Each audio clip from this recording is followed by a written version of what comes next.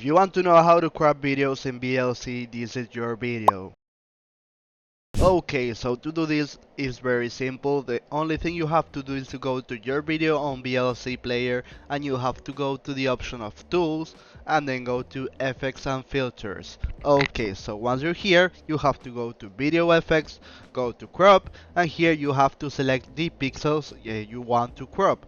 As you can see, for example, I'm going to move to this part of the movie and I will select, for example, I don't know, 200 pixels top. 30 on left to make an example.